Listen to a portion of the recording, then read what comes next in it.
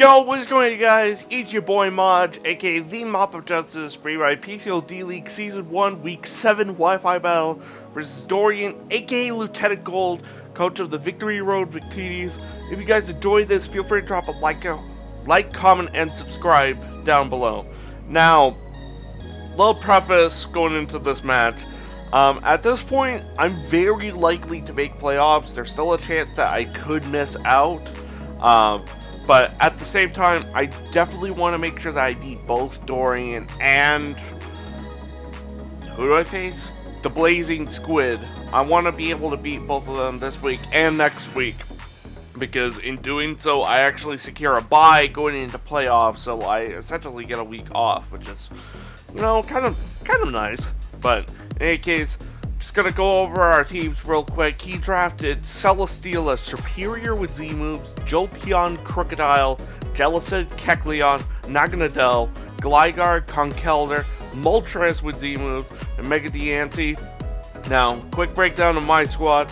I have a fairly speedy Florges with enough speed for a timid Jellicent with Calm Mind, Moonblast, Wish, Aromatherapy.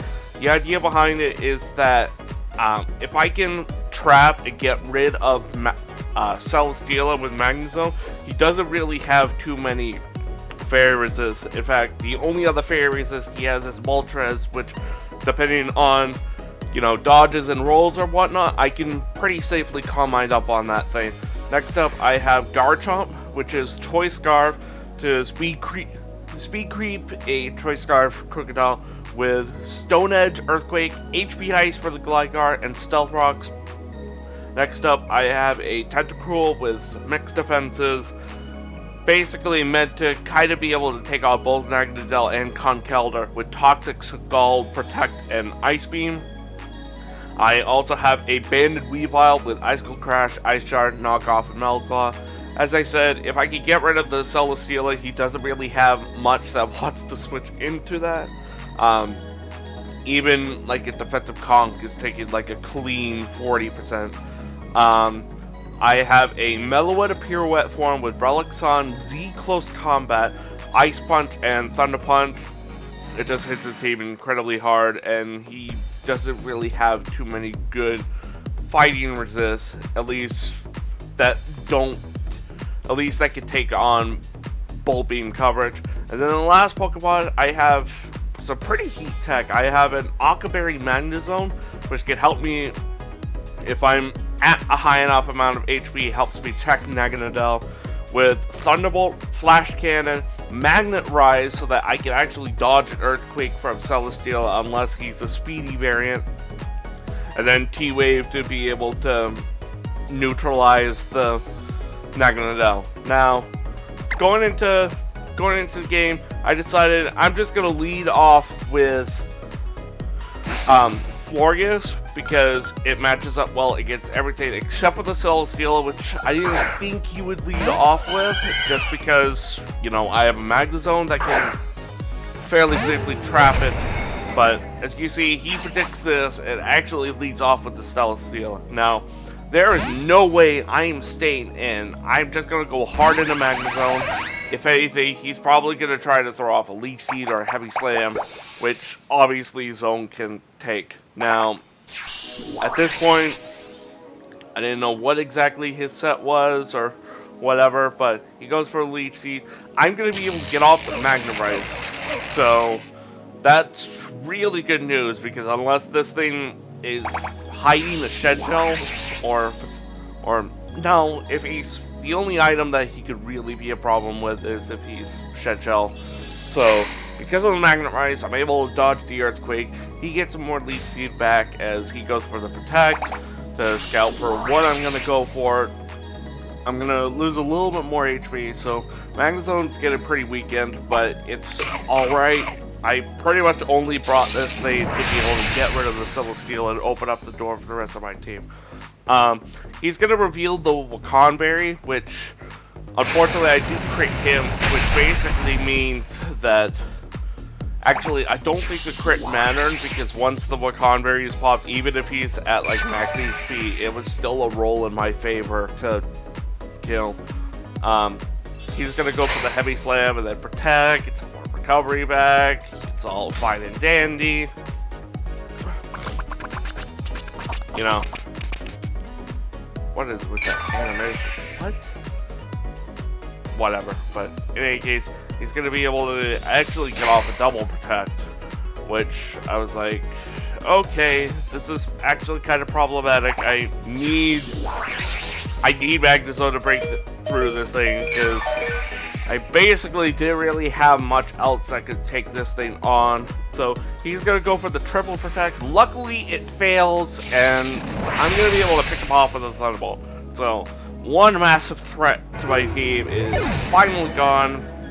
At this point, he's going to go out into his Magnezone, which, you know, at this point, Magnezone has served its purpose. I'm fine with attacking it. He's going to go for the Flamethrower, which, even though I'm Ockaberry, I'm at a very, very low amount of health. So that's definitely going to be able to kill, as he's going to get a Beast Boot in speed. So basically what this tells me is why I couldn't really go into Weavile unless in case he was Yachi Berry or Sash. So I had to go out into my Tentacruel. I go for the Ice Beam, trying to, because if he decides to stay and try to get a massive hit off, I could guarantee eat it, and the Ice Beam would burn a potential Yachi Berry. As he goes out to his Crocodile on that Ice Beam, it takes a metric crap ton of damage. I'm gonna go for the Protect to scout for what he goes for, because I noticed that he was an Intimidate, so he's more than likely Moxie, which kind of led me to believe that he might be like a Moxie Scarf set, as he unfortunately crits my Garchomp on the switch in. So at this point, I decided I'm just gonna fire off at HB Ice. It very safely gets the kill on Scarfcrook, which obviously I outspeed at that point, and as you see, it also covers the Gligar double. So he goes out into his Gligar, and at this point, I kind of had to switch out because I didn't really think I was going to take that on too well. You saw how much the HBI was doing.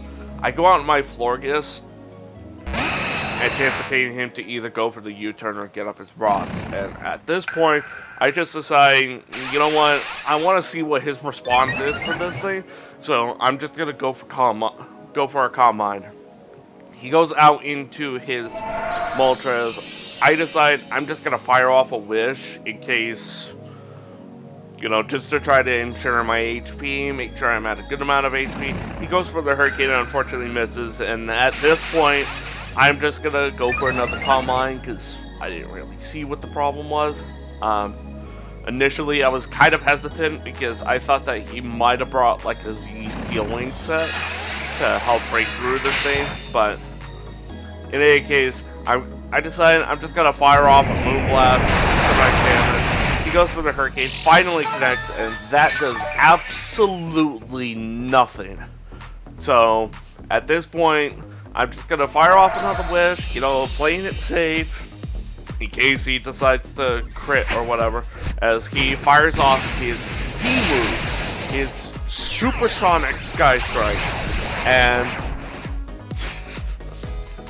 you guys are gonna see how much damage this does. I'm gonna fire that off, and I'm thinking, oh god, I'm about to get punked. And that did nothing. So at this point, there's a very likely chance that I might actually just sweep right now, because of my speed investment and the fact that at this point, the only threat that he has that can really take me on, or his only physical attackers at this point, are Crocodile and Conkeldurr. So I fire off the Moonblast. He goes out into his Naganadel, which I burn the Focus Sash. He's gonna go for the Sludge Wave.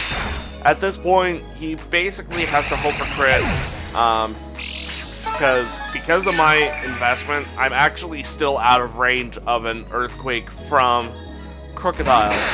So I can very simply just pick this thing off right now. He goes for the Earthquake.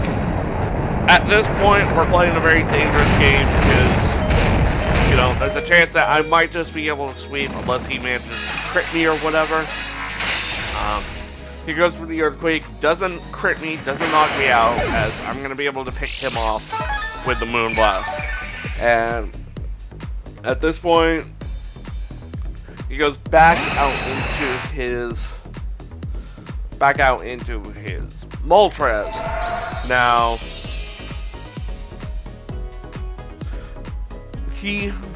I fire off the Wish because I'm like, this thing can't touch me anyways, as he fires off a Hurricane, which unfortunately misses. At this point, he basically has to try to go for either crits or confuse hacks, and I'm gonna fire off a Moonblast, a decent chunk, and I unfortunately get a special attack drop, which means that I'm gonna easily be able to eat that and get my Wish back, get that nice recovery back. Florgus putting in the work, boys. Here we go. I'm just gonna decide, you know, at this point I could just fire off Moonblast, because at this point I'm pretty certain this thing sweeps. Gligar could potentially be a problem if it has Taunt, but I doubt it has that at this point. I'm just going to be able to fire off a Moonblast, try to get the damage off, as I think this is the turn he goes to Roost, which, at this point, I was kind of afraid that he was going to Roost spam, because at +2, I don't ever knock him out, unless I crit, obviously. So at this point, I go for another Calm Mind, get up to +3, which is going to help me break through this thing if he decides to try to Roost spam, because obviously Moonblast is my only attacking move, so if he manages to stall me out, then I'm kind of in a bad spot. So he goes for the Earthquake, doesn't do anything. I finally go for the +3 Moonblast, which I believe from this range kills. And yep, so Gligar goes down. And at this point, all that he has left is the Conkeldurr. And there's no priority gets that can actually touch me. It's best as Mach Punch, which does like 20%. And I'm definitely going to be able to outspeed it. And I'm going to be able to pick it off. And that is going to be a good game. Dorian, aka Lieutenant Gold. We managed to win 5-0 against him. I'm sorry for the body bag, but Florgus putting in the work. Man. But yeah, make sure you guys do go check out my opponent in the description down below. He's a really good friend of mine. And on that note, I'm going to get out of here. Thank you everybody for watching. I hope you guys enjoyed it, and I'll see you guys next time when we take on Blazing Squid and his... I'm spacing on the team name right now. Well, we're taking on Squid, so I'll see you guys next time. Peace out.